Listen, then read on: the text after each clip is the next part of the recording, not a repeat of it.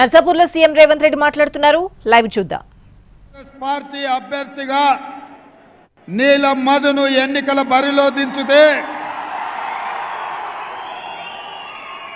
మన అభిమాన నాయకుడు కన్యాకుమారి నుంచి కశ్మీర్ వరకు 150 రోజులు 4000 కిలోమీటర్లు మండు టెండలో మంచు కొండల్లో పాదయాత్ర చేసి అదేవిధంగా మణిపూర్ నుంచి ముంబై వరకు 6700 కిలోమీటర్లు యాత్ర చేసి ఈ దేశంలో ఉన్న దళితులు, గిరిజనులు, ఆదివాసీలు, మహిళలు, మైనారిటీలు, విద్యార్థులు, నిరుద్యోగుల, యువకుల యొక్క గుండె చప్పుడు విని ఈరోజు మెదక్ పార్లమెంటులో నీలం మధును గెలిపించడానికి మనకు అండగా నిలబడడానికి శ్రీ రాహుల్ గాంధీ గారు విచ్చేసి ఈ నర్సాపూర్ నియోజకవర్గంలో కాంగ్రెస్ పార్టీ నాయకులు ఏర్పాటు చేసిన జనజాతరలో పాల్గొని ఈరోజు ఈ ఎన్నికల్లో విజయం సాధించడానికి వారు రావడాన్ని సంతోషిస్తూ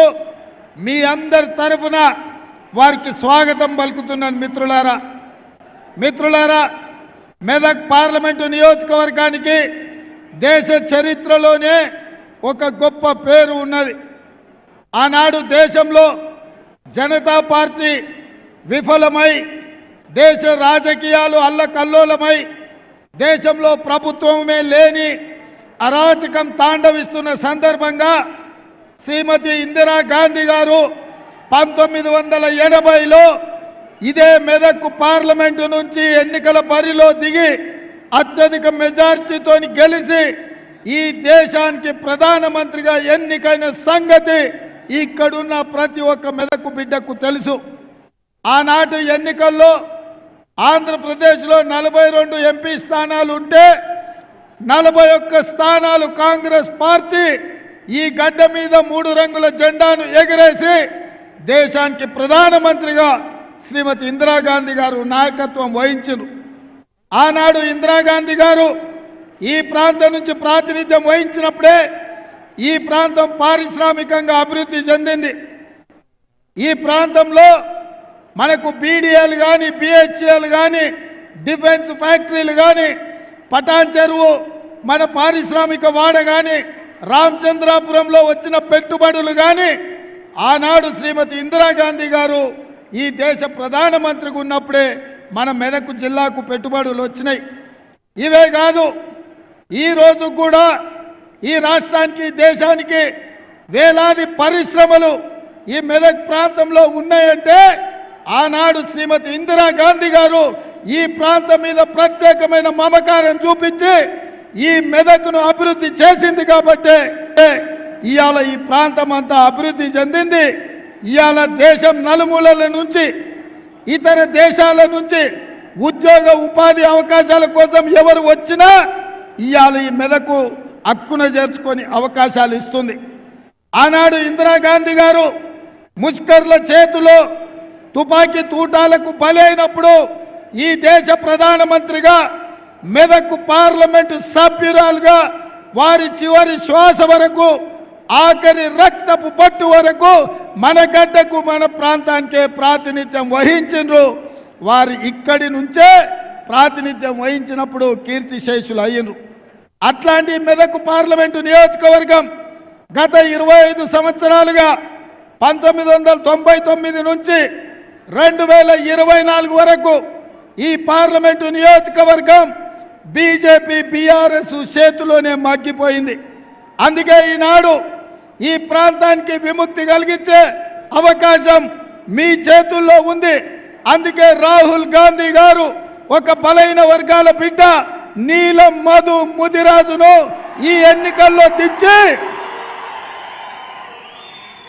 ఆనాడు ఇందిరాగాంధీ గారు ప్రాతినిధ్యం వహించిన ఈ పార్లమెంటులో నీలం మధును ఈరోజు కాంగ్రెస్ పార్టీ ఎన్నికల బరిలో దించిండ్రు.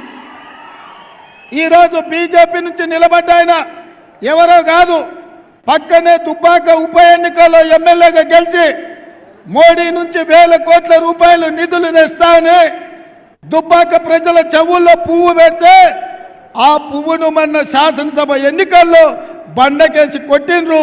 ఉప్పు తీసి ఉప్పు పోసి పాత రేసిండ్రు. ఇక రెండోగా ఆయన బీఆర్ఎస్ నాయకుడు, బీఆర్ఎస్ నుంచి నిలబడ్డ ఆయన ఎవరో కాదు, మన మల్లన్న సాగర్లో, మన రంగనాయక సాగర్లో, మన కొండ పోచమ్మలో వేలాది ఎకరాల భూములను, వేలాది మంది రైతులను ముంచి వాళ్ళ సొంత భూములు, తాతలు ముత్తాతలు ఇచ్చిన భూములు ప్రభుత్వం గుంజుకుంటుంటే మాకు సరైన నష్టపరిహారం ఇవ్వండి అని అడిగితే పోలీసులను పెట్టి తొక్కించిండు. పోలీసుల బూట్ల కింద ఈ ప్రాంత రైతులను అణిచివేసిండు. ఇవాళ మన మీద అక్రమ కేసులు పెట్టి మన భూములు గుంజుకొని మన ప్రాంతం మీద ఆధిపత్యం వహిస్తున్న వెంకట్రామరెడ్డిని ఓడించాల్సిన బాధ్యత కేసీఆర్కు, హరీష్ రావుకు గుణపాఠం చెప్పాల్సిన బాధ్యత మెదక్ జిల్లా యువకుల మీద ఉన్నది, ఈ ప్రాంత రైతుల మీద ఉన్నది అని చెప్పి నేను ఈ సందర్భంగా గుర్తు చేస్తున్నా. అందుకే మిత్రులారా, ఇవాళ రఘునందన్ రావును చూసినాం, వెంకట్రామరెడ్డిని చూసినాం. వెంకట్రామరెడ్డి ఆల్రెడీ ఎమ్మెల్యేగా ఉన్నాడు, ఇప్పుడు మళ్ళీ ఎంపీగా ఎందుకు నిలబడ్డాడు అంటే కేసీఆర్కు, హరీష్ రావుకు 100 కోట్ల రూపాయలు ఇస్తున్నాడు కాబట్టి ఎక్కడి నుంచో కరీంనగర్ నుంచి తీసుకొచ్చి మెదకు ఎన్నికల బరిలో దించిండ్రు. నేను అడుగుతున్న కేసీఆర్ను, హరీష్ రావును, మొత్తం మెదకు జిల్లాలో మీకొక్క మనగాడు కూడా దొరకలేదా ఈ మెదకు పార్లమెంట్ ఎన్నికల్లో పెట్టడానికి? ఇవాళ ఎక్కడి నుంచో కరీంనగర్ నుంచి మా భూములు గుంజుకున్నాడు, మా రైతుల మీద కేసులు పెట్టినాడు, మా రైతులను జైళ్ళకు పంపించినోని ఇవాళ ఎంపీగా నిలబెట్టి ఈ మెదక్ జిల్లా రైతాంగాన్ని ఈరోజు అవమానిస్తున్నారు.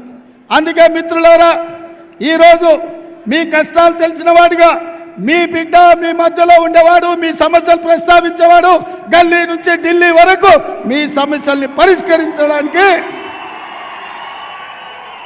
మాదిగల ఏబిసిడి వర్గీకరణ కోసం, ముదిరాజులు బీసీ డి గ్రూప్ నుంచి ఏ గ్రూప్లకు తేవడం కోసం ఈనాడు బీజేపీ నరేంద్ర మోడీ రాజ్యాంగాన్ని మార్చాలని, రిజర్వేషన్లు రద్దు చేయాలని, దళితులు, గిరిజనులకు, బలైన వర్గాలకు వ్యతిరేకంగా కుట్ర చేస్తున్నారు. కాబట్టి మిత్రులారా, రేపు జరగబోయే ఎన్నికల్లో బీఆర్ఎస్ బీజేపీని బొంద పెట్టాలి, నీల మధును గెలిపించాలి. ఇవాళ బీజేపీ వాళ్ళు అంటున్నారు ఎన్నికలు వచ్చినప్పుడల్లా వాళ్ళకి రాముడు గుర్తొస్తాడు, హనుమాన్ జయంతి గుర్తొస్తుంది, లేకపోతే బతుకమ్మ బోనాల పండుగలు గుర్తొస్తాయి ఇంకొకరికి. నేను అడుగుతున్న మా మిత్రుల్ని, మన తండ్రులు, తాతలు, మన ముత్తాతలు శ్రీరామనవమి చేయలేదా? హనుమాన్ జయంతిలు చేయలేదా? ఇవాళ బీజేపీ వాడు వచ్చి మనకు కొత్తగా మనకు సాంప్రదాయాలు నేర్పుతున్నాడు. అందుకే బీజేపీ నాయకులకు, నరేంద్ర మోడీ, అమిత్ షాకు నేను చెప్పిన సూటిగా, దేవుడు గుడిలో ఉండాలి, భక్తి గుండెల్లో ఉండాలి. దేవుడు గుడిలో ఉండాలి, భక్తి గుండెల్లో ఉండాలి. పోలింగ్ బూత్లో ఓట్ల కోసం అడుక్కునే బిచ్చగాళ్ళలాగా రాముడినో హనుమంతునో వాడుకుంటారంటే మిమ్మల్ని దేవుడు కూడా క్షమించడని చెప్పి బీజేపీ వాళ్ళకి చెప్పిన. ఇవాళ నిన్న చంద్రశేఖరరావు వచ్చిండంట. ఇక ఆయన బస్సు యాత్ర చూస్తుంటే వెనకడికి ఎవడో తిక్కలోడు తిరునాళ్ళకు పోతే ఎక్కడానికి దిగడానికే సరిపోయిందంట. పెద్దలు మదన్ రెడ్డి గారిని ఏదేదో అనిపోయిందంట. చంద్రశేఖరరావు వయసు మీద పడ్డది, ఇప్పటికైనా బుద్ధి తెచ్చుకో.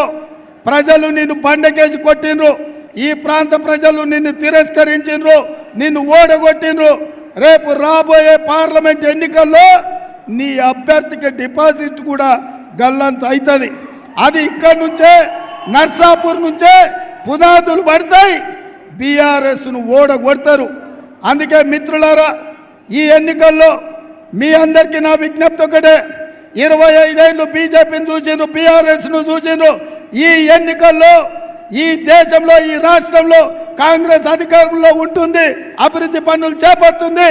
ఒక బలహీన వర్గాల నుంచి ఇచ్చిన నీల మధును ఈ ఎన్నికల్లో గెలిపించండి, అప్పుడు ఈ ప్రాంతానికి మేలు జరుగుతుంది.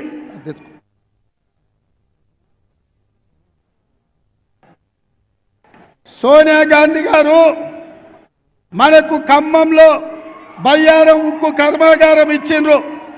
మోడీ మనకేమిచ్చిండు? ఏమిచ్చిండు? ఖమ్మంలో మనకు ఉక్కు కర్మాగారం అడిగితే మోడీ ఇచ్చింది గాడిద గుడ్డు. మనము వరంగల్లో రైల్వే కోచ్ ఫ్యాక్టరీ అడిగితే మోడీ మనకి ఇచ్చింది గాడిద గుడ్డు. ఐటీఆర్ మనం అడిగితే మోడీ ఇచ్చింది గాడిద గుడ్డు. అందుకే ఐఐఎం ఐఐటి అడిగితే మోడీ ఇచ్చింది గాడిద గుడ్డు. మరి గాడిద గుడ్డు ఇచ్చిన మోడీకి కర్రు కాల్చి వాత పెడదామా? పెడదామా? నేను బీజేపీ ఏం తెచ్చిందంటే మీరు అందరు గాడిద గుడ్డ అనాలి. మోడీ ఏమి ఇచ్చిండు అంటే గాడిద గుడ్డ అనాలి. రెడీనా? రెడీనా? బీజేపీ ఏమిచ్చింది? మోడీ ఏం తెచ్చిండు? బీజేపీ ఏమిచ్చింది? మోడీ ఏం తెచ్చిండు? బీజేపీ ఏమిచ్చింది? మోడీ ఏం తెచ్చిండు? మరి గాడిద గుడ్డు ఇచ్చిన బీజేపీకి కర్రు కాల్చి వాత పెట్టి ఈ ఎన్నికల్లో నీలం మధును 1,00,000 మెజార్టీతో ఎంపీగా గెలిపించాలి. మీరు సిద్ధమా? సిద్ధమా? సిద్ధమా? సిద్ధమా? నేను 1,00,000 అంటే మీరు పక్కా అనాలి. 1,00,000 1,00,000 1,00,000 1,00,000 1,00,000 1,00,000 1,00,000 1,00,000 1,00,000 1,00,000 1,00,000 జై కాంగ్రెస్! జై జై కాంగ్రెస్! హస్తం గుర్తుకే! హస్తం గుర్తుకే! ధన్యవాదాలు మిత్రులారా.